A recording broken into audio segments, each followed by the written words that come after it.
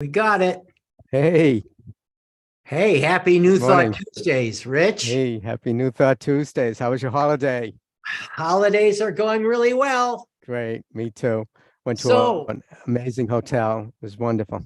so you have been going back and forth, and you're in the van now. You're in the New Thought Yeah, Tuesday van, right? yeah, we just got back from the Mission Inn Hotel. Beautiful hotel. It's a whole block. It takes up a whole block. And basically it's all facades from Europe that were brought over here from Japan and Italy. And the hotel was built from, you know, pieces of buildings in Europe. And it looks great. It's amazing. We had a great time. Now we're heading up to San Francisco for the week. It's an amazing place. I've been to the Mission Inn, just loved it. I actually did a concert there once, many years ago. Did a Sinatra concert there on New Wow. Year's Eve, no less. It was great. Awesome. But So what are we going to talk about today? we are going to, we're looking out at all of our creatives, and particularly we're scoping out our composers, and we're asking if your life is being constructed and composed just for one instrument, or if you're composing a full symphony of a life. That's what we're talking about New Thought Tuesday today, really 10xing our sense of faith, our sense of expecting the most out of life and joy and freedom. And that's what we're going to focus on today. Awesome. Looking forward to it. So basically, why don't you talk a little bit about how we're going to focus on this? Sure. Oh, okay. All right. Well, as you guys know, and we're still doing this, is that we focus on the Science of Mind 365, and we go to the Science of Mind 365 for the day. And the topic today is, I bless everything and know that all good will multiply in my experience. That's what Dr. Holmes is talking about, the idea of talk about an attitude of gratitude. I bless everything, and I know that all good will multiply in my experience. So that's what we're talking about today. How do you bless everything? How do you bless those world events that are killing people? How do you bless those things that are really difficult? That's hard to do sometimes. But let's start with the things that are really easy to. I'm going to bless Rich. I'm going to bless the New Thought Tuesdays van that he and Jen are going up to the coast to San Francisco, blessing and blessing everything. Yeah. And knowing that it will multiply, all good will multiply in our experience. How can you stare an orchestra that is not getting your tune in the face and know that good will multiply in my experience? And why would you even do that? No, I've got too much work to do. I've got to get these people to do what I've written for them to do. I've got to get them to do what it is that I want them. Take a breath. Yeah. Take a breath and know that all good will multiply in my experience. Well, no, I've got this and that. Take a breath. Go back to your faith and recognize that good is there. Even in the oboist who is not getting your piece, or in the conductor that is tweaked at something or other. Or in my case, even in having the skill saw being played on the ceiling above you while somebody's doing contracting and construction and repair work in the middle of your own rehearsal.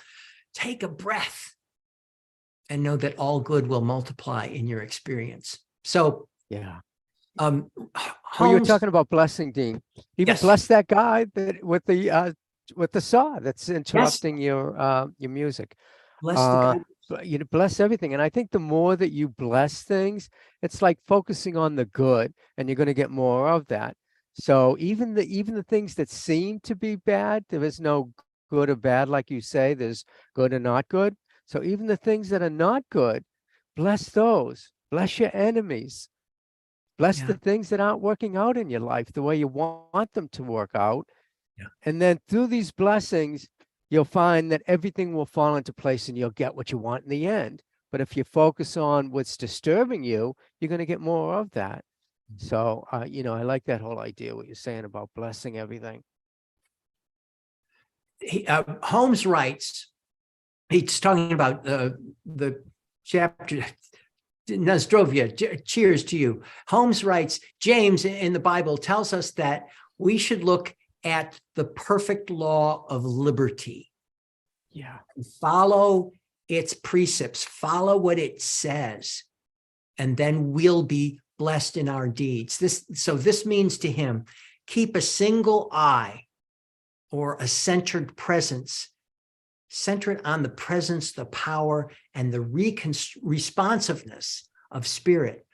Keep a centered eye of the good that is in your experience. And by having your centered eye on the good that is in your experience, even more good will unfold. Bless everything, even the people in front of you that you think are working against you. Maybe they are, maybe they aren't. Bless them and let them go. The law of good would have to be a law of liberty. That's what Holmes says.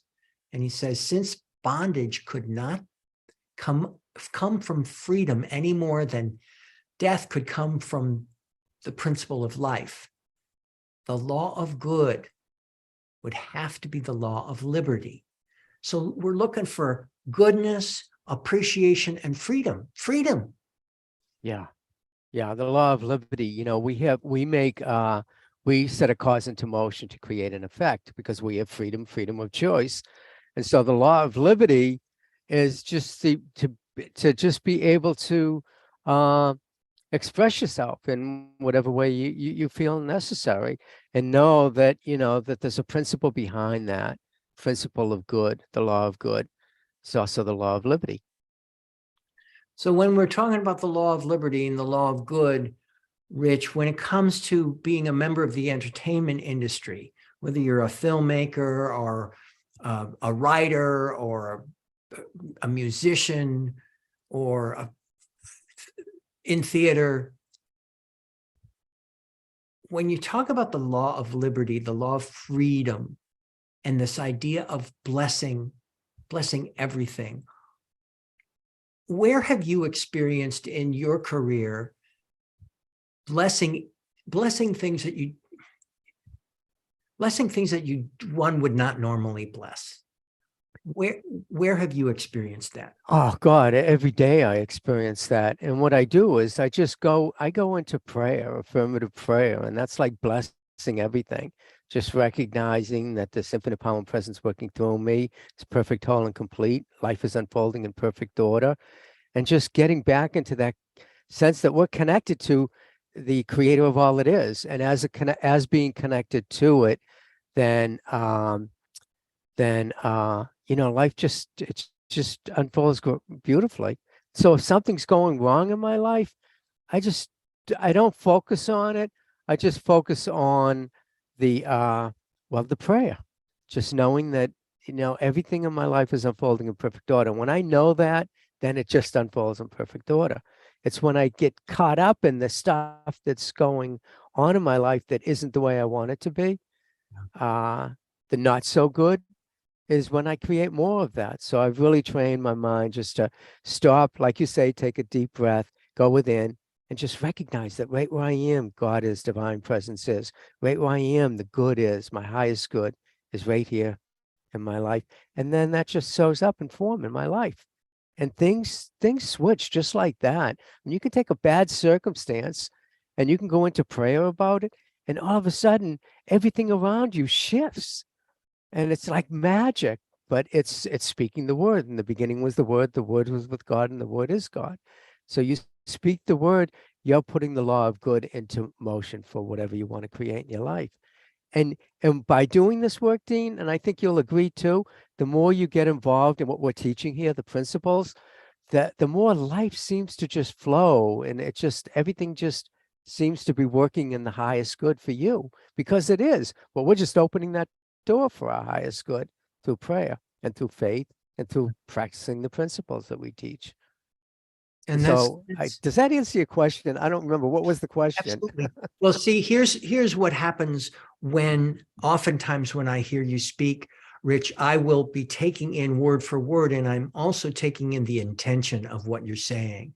And I find that it's so prayerful, it's meditative, and it just, I mean, I'm sitting here just ecstatic to be part of the New Thought Tuesdays idea, and to be working this with you and working on developing our growing community so that we can help folks, that we can support folks, and folks can be here for one another, folks from the entertainment industry, creatives of all types. And so when you talk about, you use the idea of blessing in every day, one of the things that I do as well is I go into meditation and affirmative prayer about ideas that have, and experiences that have, and relationships that have been in my life in the past and are complete. And in some of those relationships, there's been conflict or confusion. And I use affirmative prayer to bless that which has already happened in my life. To use the idea even of forgiveness and appreciation for those beings that have been in my life. And it's interesting, I do not normally focus on folks who have made their transition, who have died.